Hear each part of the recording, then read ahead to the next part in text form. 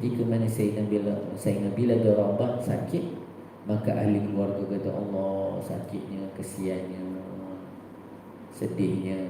Tapi Sayyidina Bilal kata apa tak? Wa tarba, bahagianya, seronoknya.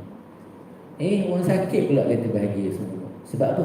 Ghadan liqa ahibbah Muhammadan wa hisbah. Kenapa seronok? Kenapa bahagia? Kerana esok akan bertemu kekasih.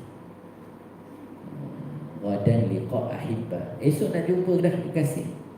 Muhammadan wa hisbah. Muhammad dan juga apa? Sahabat-sahabatnya. Apa yang rasa sedih? Seronoklah. Selama ni pun hidup terseksa, duduk kain tak ada Nabi. Hari ni dah nak sampai masa bertemu Nabi, apa yang nak kena sedih? Itu hati yang bersih, cinta yang tulus.